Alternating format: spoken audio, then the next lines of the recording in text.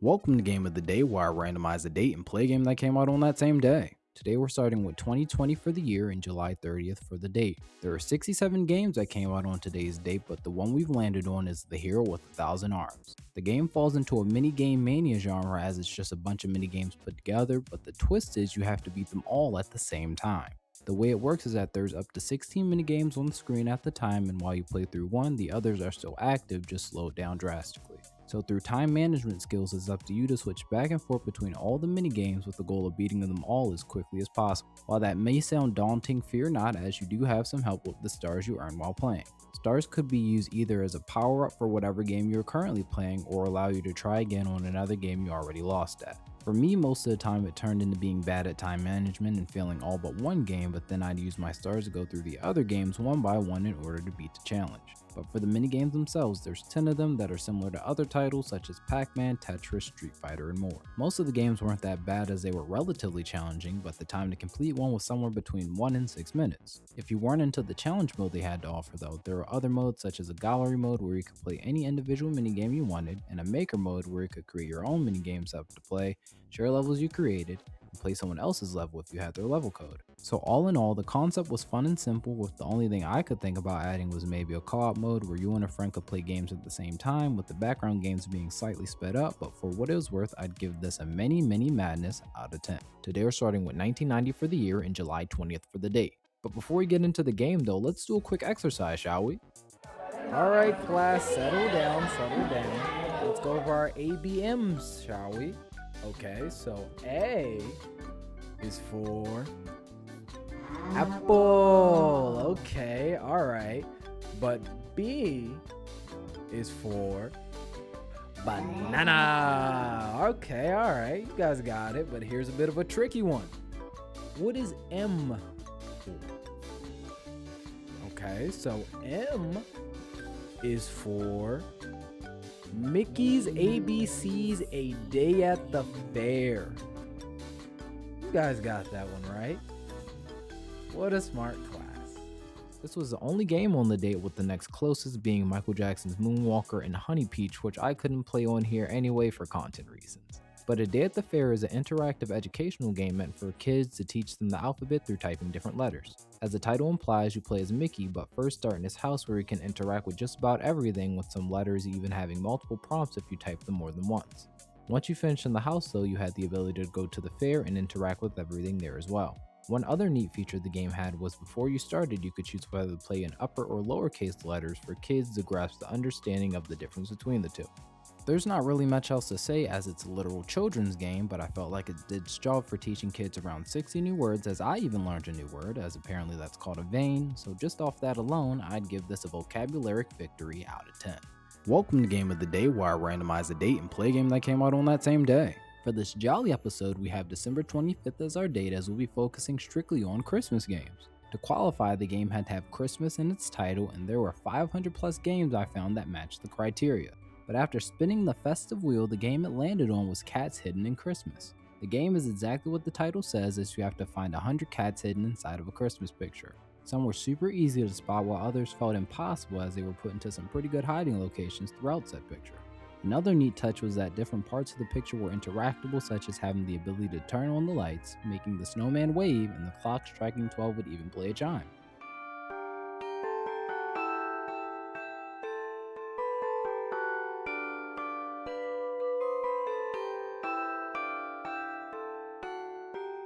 Outside of that, you had the ability to change the color of the background as well as the cat's colors for when you found them, and add a bit of personality. Each cat had their own name and meow to go along with them.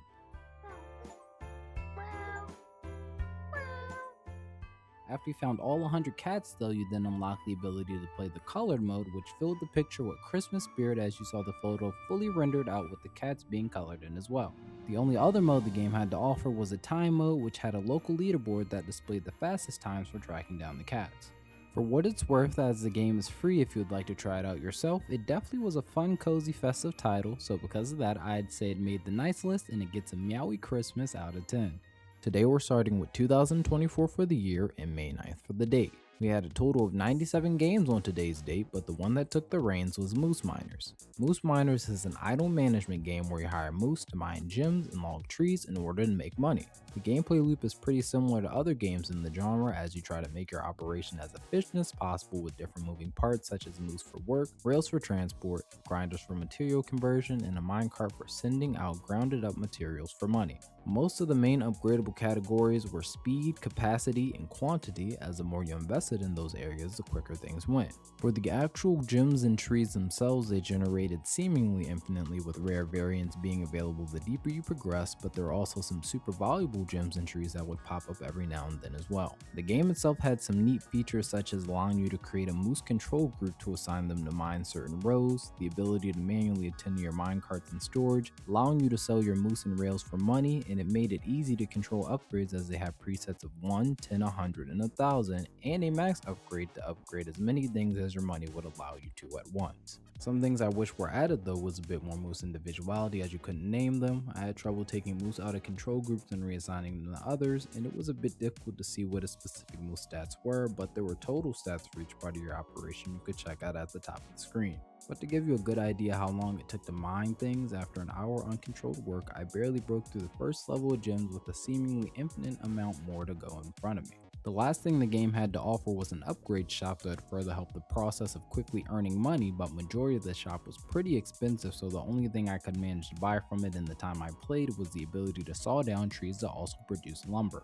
While it wasn't anything new and it did feel a bit grindy after a while, if you're into moose and mining, it's a decent experience, so for that I'd give it a minor time waster out of 10. Today we're starting with literally 1984 for the year and August 21st for the date. Sadly no game came out on that day, but the next closest was the Dallas Quest, if you can even call it a game. This was my first run-in with the Commodore 64 in this series, and I'd first like to say I'm so sorry for what older gamers had to go through, as this was an awful experience. First I tried to boot up the game for about an hour, but it continuously froze, so I was just on the verge of giving up altogether until I realized it wasn't frozen, it just genuinely took 2 minutes for the game to boot up past the start menu.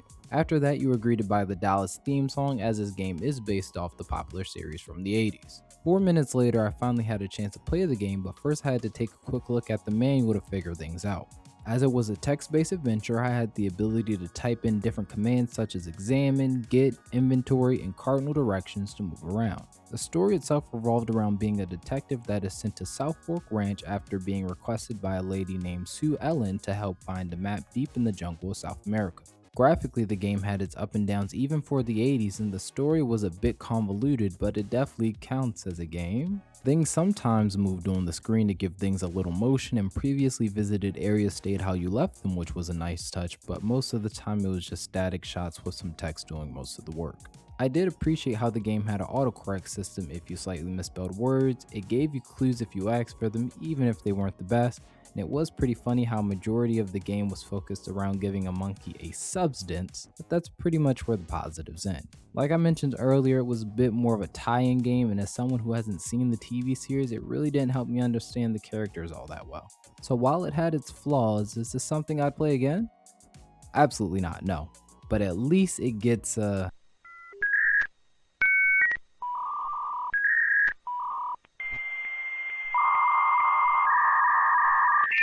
of 10.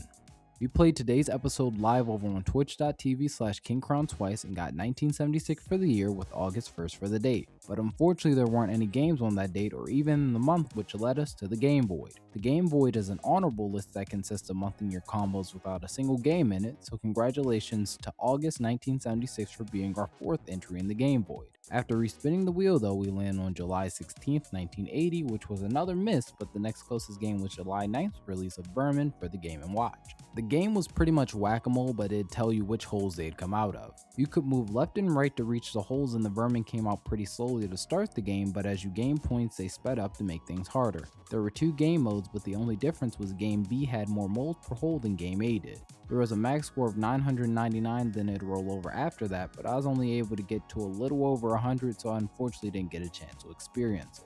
As the console also implies, it was a watch as well, as it told me the current time if you press the time button or if you didn't play the game for 5 minutes. While it was pretty simple, it's technically a game and a watch, which is pretty cool for an 80s handheld, so I can't be too mad at that, which gives it a score of a Vermination Extermination out of 10. Today we're starting with 2003 for the year and February 9th for the date. There are only 4 games that came out on today's date, but the one the wheel magically landed on was Vexx. Vexx follows our main character of the same name who goes on a journey to free his people and avenge his grandfather after he is sent to eternal torment by a conqueror named Dark Yabu. To start his quest though, he gets a weapon called War Talons that allow him to slash through anyone that stands in his way. You start at a main hub that's connected to different lands that are locked by different Wraithheart amounts. Wraithheart are collectibles you gather throughout different worlds by fighting bosses, solving puzzles, playing mini games with some other ways to obtain them as well. One guaranteed way to get a Wraithheart though is by collecting 100 shards to a heart that are scattered across the map. There's different riddles to figure out on how to get hearts, and the more you get, the further you can progress. The gameplay though features the ability to do different attacks such as aerials, combos, and ground pounds while featuring some platform mechanics like jumping, climbing, and swimming. There was also the ability to enter a frenzy mode when your special meter was filled all the way up, and you could wear different suits that give you different special abilities for a short amount of time. On paper, all those things seem amazing, but the game had some drastic pitfalls, mainly dealing with the lighting in the camera. The game featured a day-night cycle, and sometimes at night or in dark areas it felt impossible to see what was in front of you even with my screen brightness turned all the way up. The camera had inverted controls which weren't changeable, but it also constantly gets stuck on objects that were on the screen, which would lock you in position and made simple things like turning around a headache. One other small critique I had was whenever you collected a Wraithheart in a level, you were immediately teleported back to the hub opposed to remaining there to look for the rest of them. So while the game was relatively fun when I wasn't fighting the camera, was filled with neat secrets, and it did have its fair share of cool features such as attempting seamless traversal between the hub and worlds, as well as there were some journal pages to collect for more backstory on the lore, kinda fell short of games it possibly took inspiration from like Ratchet and Clank and Jak and Daxter, so all in all I'd have to give this game an unfortunate hacks out of 10. Today we're starting with 1990 for the year and December 19th for the date. There is no need to spin the game wheel though, as the only game that released on that date was Vasteel. Vasteel is a turn-based strategy mech game that features a versus and a scenario/story mode. The versus mode allows you to pick from player versus player, player versus computer, or computer versus computer, let you set controls to auto or manual, choose from 31 different stages, and choose how much money each player had to work with. Moving on to the gameplay though, it gets pretty deep, so please try to stay with me. At the top left, you have all the basic information you need to figure out how to make your best course of action. But the first step was sending out mechs and putting them into position. The game featured 36 mechs for each army, or a total of 72 mechs, all fit with different weapons, ranges, roles, and even terrain specialties. Their stats were mainly broken down into health, main attack, secondary attack, front and back shield, as well as mobility. You could have up to 32 mechs at a time and view the entire map to see their position, or if you were looking for a certain one, you could use the finder to automatically teleport to their coordinates. The reason these stats were important though was due to the fact you had the ability to actually control the mechs if you either landed on an enemy territory or another enemy itself. In the situations where you landed on an enemy city or factory, your job was to pilot the mech and attack the core as projectiles came at you, but if you landed on another enemy in open space, it was just time for an all-out brawl. In the event your opponent had a mech over top its base though, the two would intersect and you would have to try to destroy the territory while fighting off the enemy mech. The primary goal was to either take out all of your enemy's territories or all their mechs, but it wasn't easy as after each round each player received money to replace the mechs they previously lost and bolster their defenses. Moving on to the story mode though, it follows brothers Falial and Stefan as two captains of opposing armies who aim to take each other down. You're able to choose which brother you'd like to play as, and between each battle, cutscenes play in order to move the story along. Just be prepared to be there for a while as battles could take hours, but that's pretty common for this genre of game. I was absolutely blown away by the amount of depth this game had, being almost 40 years old, and there are still features I didn't even get into, like some creatures being native to certain planets that pop up for you randomly to battle. There's not really any negatives I can think about for this game, so for that I'd say it's a real deal out of 10. Today we're starting with 1986 for the year and December 22nd for the date. It was a 50-50 today as only 2 games were on that date, but the one that ended up being the star was Voyager. The game follows our protagonist being the only trained pilot to work with a fully integrated biocomputer called Adam, fleeing from a galaxy whose sun was quickly dying and having to fight off space terrorists known as Moloch war drivers that stand in your way. The gameplay throws you in a space where you're free to explore the universe guided by your compass, and you're given a map to figure out where you'd like to go next. There are different markings on the map, such as planets to visit, stations to refuel at, asteroids and black holes to avoid, and enemy ships to fight. Your location was indicated by a square on the map, and you could choose a location to head towards, and the coordinate to it would automatically lock in, which was a nice touch. But once you had a destination, it was time to actually start heading there by ramping into warp speed, going into subspace, and coming out one space closer to wherever you were trying to go to. Be careful though, as you had to be cognizant of your fuel usage, indicated by how many crystal cores you had at the top right, followed by your energy underneath it, as every time you used an energy bar, you lost a crystal, and once you ran out of crystals, it was game over. Fret not though, like I said earlier, you could stop past stations to completely refuel if need be. The most important mechanic of the game though was space fights, as you had to use your lasers, radar, and piloting skills to outmaneuver and fight off fleets of enemies at a time. You did have a bit of assistance though with your shield to help defend you, but it quickly drained your energy when in use, so you had to be careful about how you used it. If your defenses didn't hold up though, you could view specific damage your ship took and repair it by returning to your home base or any nearby station. Fights definitely took a lot of skill though, as there were so many enemies at once, there wasn't a dedicated lock-on button, and good luck trying to flee, as they would follow you through warps to finish off the job. One hope you may have had though was a hyperdrive engine, allowing you to jump across multiple spaces at a time, but locating them was a difficult task in itself. But one final thing the game did to make sure you were on the right track was have a message system that flashed different warnings and reminders across the screen for you to keep track of. The game was impressive on a technical level by mimicking 3D space with how it programmed pixels to move in relation to you. Universes were randomly generated every time you played it, and it had some cool features like planets being different with offering helpful weapons, and had cutscenes for when you entered them. But if you couldn't find any weapon upgrades, it was almost impossible to take down the mothership to win the game. But all in all, I'd have to give this game a drifting track out of 10.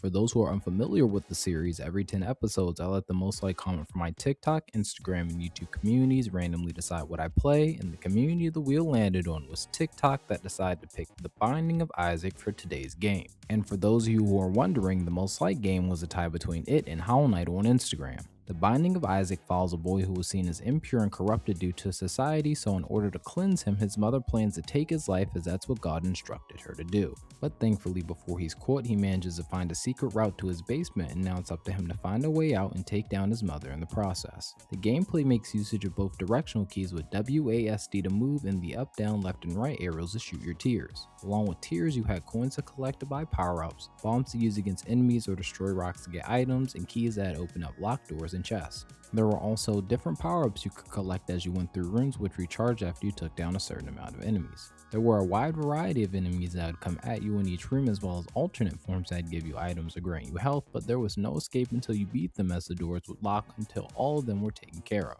Each room in this game was randomly generated by different seeds, so while you would run into the same setups every now and then, you would never know entirely what was next. But when you did eventually find the exit for each level, you were greeted by a boss that would stand in your way. The game featured a bunch of bosses that were also randomly generated depending on how far you were in the game. Some fights were easy, while other bosses were unforgivable. In the event you did run out of health, get ready to start all the way over from the beginning, as this game was also a roguelike. But in true roguelike fashion, there was always something new to learn on each run, as this game was packed with content.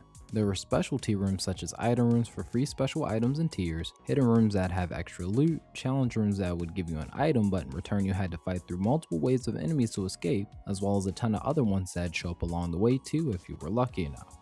But one other room I'd like to focus on is the mini boss room that featured the 7 sins that tie into a deeper meaning when you progress through the story, which also features multiple endings depending on how you play. Focusing on the items though, there's close to 200 of them that you can come across, which range from giving your tiers different properties, giving you stat boost or debuffs if you're unlucky, and being single use helpers. While some do stack, others only allow you to carry one at a time, which still works out fine, as the amount of combos your layout can have allows you to set up things any way you please. The praise of this being one of the most popular roguelikes is well earned, as I had a great time playing and it was the right balance of fun and challenging, which is a hard mix to master. There weren't any major complaints to be had, with only small ones like the occasional bad seed on a level or hitting enemies became difficult at times due to precision needed, but honestly I just chalk that up to a skill issue on my end. So taking everything into account, I'd have to give this game a weeping angel out of 10. Hopefully you enjoyed the compilation, but now that you've seen the games, let's do a little bit of trivia to test your knowledge. Question 1. Where did Mickey go in Mickey's ABCs during episode 31? A. The fair. B. The zoo. C. The aquarium. D. The park. The answer is A. The fair. Question 2. What was the fourth year and month combo to land in the game void? A. August 1978. B. May 1977. C. April 1976. D. August 1976.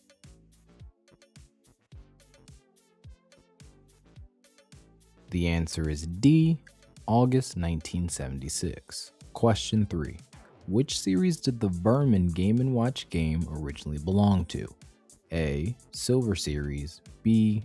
Gold Series. C. Widescreen Series. D. Multi-screen Series.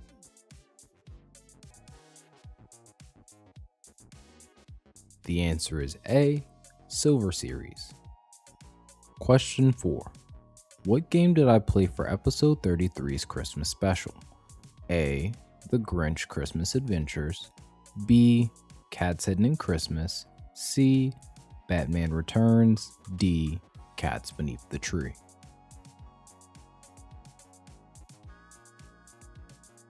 The answer is B. Cats Hidden in Christmas. Question 5. What was offered to the monkey in the Dallas quest to have him help you out? A. Banana. B. Coconuts. C. Tobacco. D. Your wallet.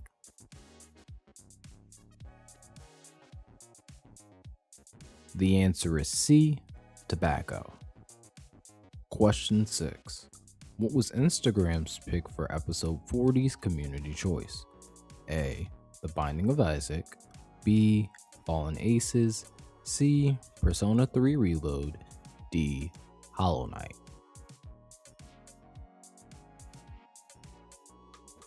The answer is D. Hollow Knight. Question 7. What were the two armies in Vasteel? A. Royal and Rebel Army.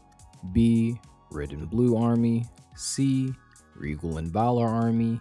D. Iron and Steel Army.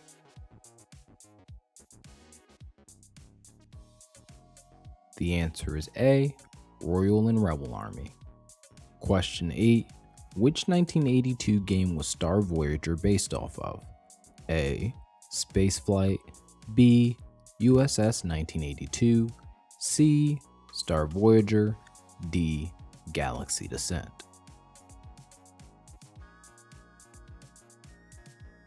The answer is C. Star Voyager. Question 9. Which game was not referenced in The Hero with 1,000 Arms? A. Street Fighter. B. Tetris. C. Pong. D. Pac-Man.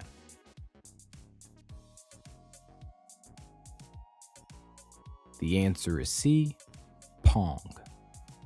And for the final non-multiple choice question worth 3 points, what was originally the name of the game Vexx?